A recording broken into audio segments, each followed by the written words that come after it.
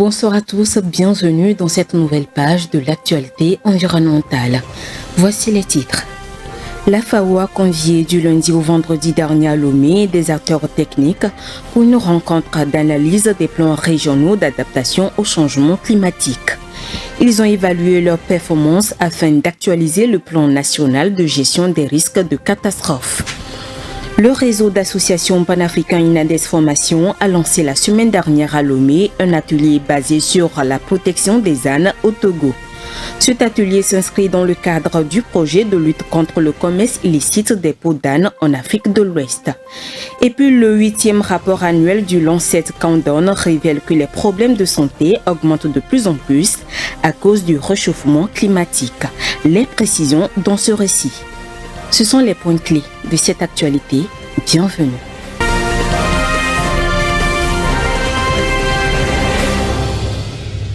La FAO a organisé un atelier de formation destiné à 20 experts des structures techniques des ministères impliqués dans la gestion des anomalies climatiques. Tenue du lundi au vendredi dernier à Takwame, la formation a permis de renforcer la capacité technique des parties prenantes afin de garantir l'actualisation et l'adaptation au changement climatique dans les plans de développement. Les précisions dans ce récit. Dans le cadre de l'élaboration des plans régionaux d'adaptation au changement climatique, l'Organisation des Nations Unies pour l'alimentation et l'agriculture FAO a organisé un atelier de formation consacré à 20 experts des structures techniques du 28 octobre au 1er novembre dernier à Takwame. À travers le projet Renforcement des capacités nationales et régionales pour une gestion efficace des risques climatiques au Togo, la FAO veut renforcer les capacités techniques des parties prenantes dont les agents techniques des ministères clés, afin de finaliser l'élaboration des mécanismes à garantir l'actualisation et l'adaptation au changement climatique dans les plans de développement. Les travaux étaient axés sur la présentation des résultats de l'évaluation du potentiel d'impact climatique sur les risques, les bases scientifiques et physiques du changement climatique. D'autres sujets à débattre à l'avenir porte sur les éléments clés de la conceptualisation du risque et d'évaluation du potentiel d'impact climatique, notamment l'exposition, la vulnérabilité et la capacité d'adaptation.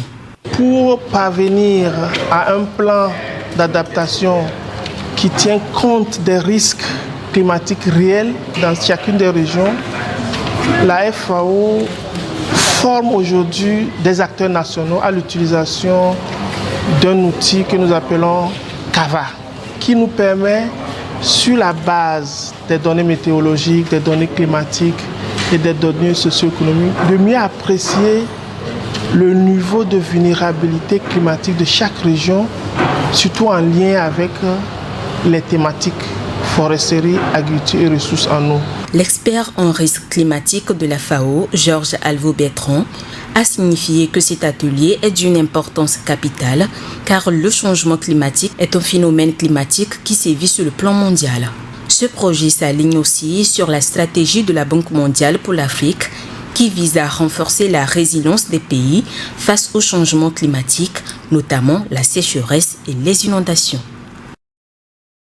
La survie des ânes est menacée par un commerce illicite stimulé par la demande croissante de leur peau. Pour éviter leur extinction, le réseau d'associations panafricains INADES Formation a organisé un atelier de 2 jours à Lomé dans le but de mettre en place une réglementation interdisant le commerce et l'exportation des peaux d'âne et de leurs produits dérivés sur le territoire togolais. Francesca Dissou nous en dit plus dans ce commentaire. En Afrique, les ânes sont indispensables pour l'agriculture et contribuent à la biodiversité.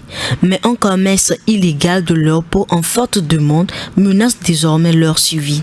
Le Togo veut interdire ce commerce pour protéger l'espèce et a lancé un atelier à Lomé avec des représentants de ministères et des experts en partenariat avec INADES Formation et Brook Afrique de l'Ouest pour élaborer une réglementation. Ce commerce illégal pose aussi des problèmes de santé et d'environnement car les ânes sont souvent abattus de manière anarchique, contaminant les sols et les eaux. Cette situation crée de graves risques écologiques et sanitaires qui justifient des actions rapides. En raison de sa position géographique et de son port stratégique, stratégique, le Togo pourrait devenir un point de transit pour ce commerce si rien n'est fait. Selon la directrice du Bureau national d'Inades Formation Togo, Adouci Rotonio Silom, le pays s'engage à aligner sa réglementation sur l'interdiction du commerce de peau d'âne récemment adoptée par l'Union africaine. Un pas crucial pour préserver cette espèce en Afrique. Le président du réseau des médias africains pour la santé et l'environnement, Bamba Youssouf, a lancé vendredi dernier au cours d'une conférence à Dakar, la capitale sénégalaise, un appel aux journalistes africains sur les questions liées à la santé et l'environnement. Au cours de cette rencontre, il a incité les acteurs impliqués à une prise de conscience globale et les a exhortés à améliorer la qualité des informations liées au climat dans les médias. Regardez. En marge à la 7e édition du Forum Galien, le président du réseau des médias africains pour la santé et l'environnement, Bamba Youssoufa, a souligné lors d'une conférence débat tenue vendredi dernier à Dakar au Sénégal l'importance pour les journalistes africains de se concentrer sur les enjeux climatiques pour le continent africain. Placé sous le thème « Rôle essentiel des médias dans la réponse aux crises climatiques et environnementales », le journaliste ivoirien, expert des questions de santé, a ainsi rappelé que le réseau des médias africains pour la santé et l'environnement, REMAPSEN, est né d'une volonté de mutualiser les efforts et de renforcer l'impact collectif dans la région. Les crises climatiques touchent directement les communautés et les médias jouent un rôle crucial pour sensibiliser l'opinion publique car tout le monde écoute les médias, qu'il s'agisse de la radio, de la télévision, de la presse écrite, des plateformes en ligne ou des réseaux sociaux. Il faut donc un esprit de coopération entre les membres du réseau afin de produire des contenus capables d'influencer positivement les politiques publiques. Quant à la spécialisation des journalistes, il a fait remarquer que les thématiques de la santé et de l'environnement restent souvent les parents pauvres dans la rédaction face aux sujets populaires comme la politique ou le sport. Au cours de cette conférence, l'accent a été également mis sur le besoin de formation spécialisée pour que les journalistes puissent véritablement maîtriser la complexité des questions de la santé et de l'environnement. Selon lui, transmettre un message clair et précis nécessite une expertise qui ne s'improvise pas. Les médias africains sont appelés à placer tous ces enjeux au cœur de leur mission pour répondre aux défis actuels du continent. Le ministère tanzanien des Travaux publics a annoncé la construction d'un pont d'une valeur de 35,6 milliards de dollars américains dans la ville de Dar es Salaam. La mise en œuvre de ce projet vise à réduire la congestion du trafic routier provoquée par les inondations qui affectent le pays. Rafitou Beriko. La Tanzanie va accueillir très bientôt un pont d'une longueur de 390 mètres sur l'axe routier Faya-Ubongo dans la ville de Dar es Salaam. L'infrastructure sera construite par la China Communications Construction Company Limited avec un coût total estimé à 35,6 millions de dollars américains. Annoncé le 22 octobre dernier par le ministère des Travaux publics tanzanien, ce projet vise à améliorer le réseau routier et à fluidifier la circulation dans une ville où les infrastructures sont fréquemment mises à l'épreuve par des conditions climatiques sévères. Il vise également à alléger la congestion, particulièrement dans les zones les plus touchées par les intempéries, en réduisant les embouteillages fréquents qui ralentissent le transport. Ce pont devrait également contribuer à une meilleure connexion entre les différentes zones de la ville, optimisant les échanges commerciaux et améliorant la qualité de vie des habitants.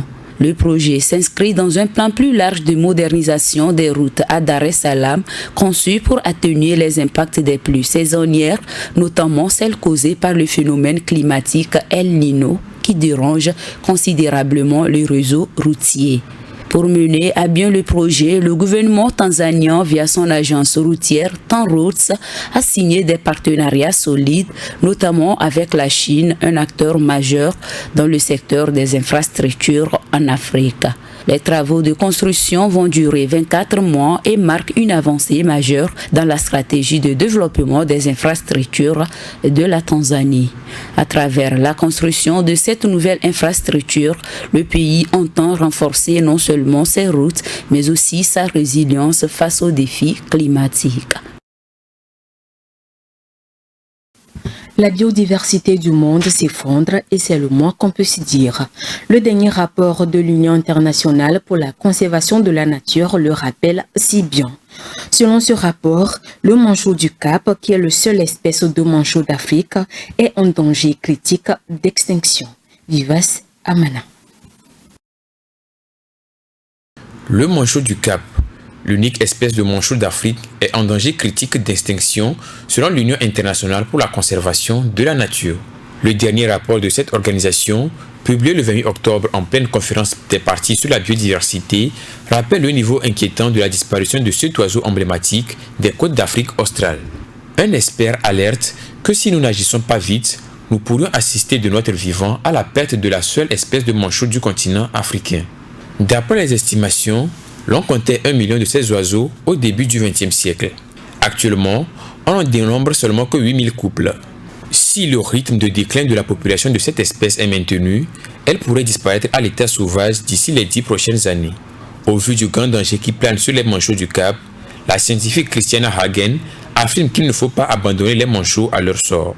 Elle milite pour la fondation d'une nouvelle colonie de manchots du Cap dans la réserve naturelle de Hope.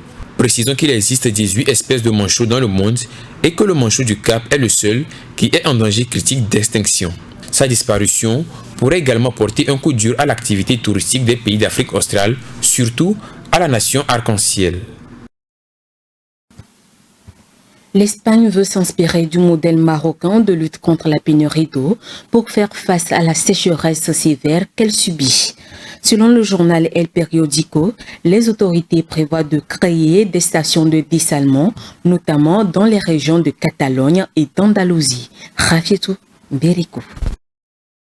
Dans un contexte de changement climatique accéléré, l'Espagne prend les devants pour sécuriser son avenir hydrique afin de lutter contre la pénurie d'eau chronique qui menace son territoire. Le pays envisage donc de construire des stations de dessalement d'eau comme le fait déjà le Maroc, qui souffre depuis 6 ans d'une pénurie d'eau du fait de la rareté des précipitations. Selon le journal El Periódico, l'exécutif de la péninsule envisage de mettre en place des stations de dessalement dans les régions particulièrement affectées comme la Catalogne et l'Andalousie. En plus des usines de dessalement de Tordera et d'El Prat qui fonctionnent déjà et celles du nord de la Costa Brava en cours de construction, l'Espagne prévoit également l'extension de l'usine de dessalement de Tordera 2 à Blanes afin d'augmenter sa capacité de 20 à 80 hectomètres cubes d'eau en 2029 et apporter 280 hectomètres cubes d'eau supplémentaire à la Catalogne d'ici 2030.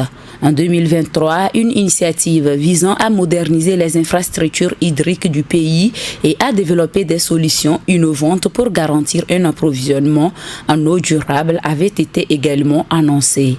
Ce plan se concentre principalement sur 2 axes majeurs, le développement d'infrastructures de dessalement d'eau de mer et l'amélioration des systèmes de réutilisation des eaux usées.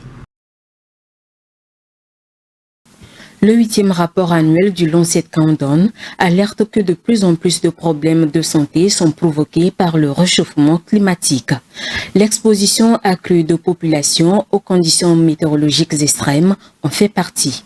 Léon Sabou nous en dit plus dans cet élément. Il est évident que le climat a un impact sur la santé des populations.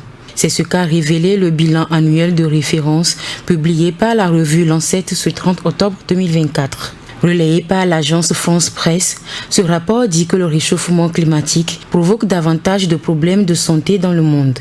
À cause d'un changement climatique fulgurant, les habitants du monde entier font face à des menaces sans précédent sur leur bien-être, leur santé et leur survie, résume ce rapport du Lancet Countdown.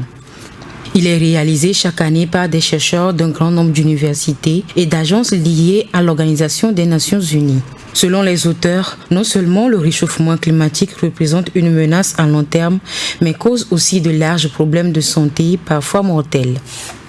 Il pointe notamment la hausse des décès liés à la chaleur, avec les canicules qui deviennent plus fréquentes dans des régions tempérées, comme la plupart des pays d'Europe. Chez les personnes de plus de 65 ans, la mortalité liée à la chaleur avait plus que doublé en 2023 par rapport à la moyenne des années 90, souligne le rapport.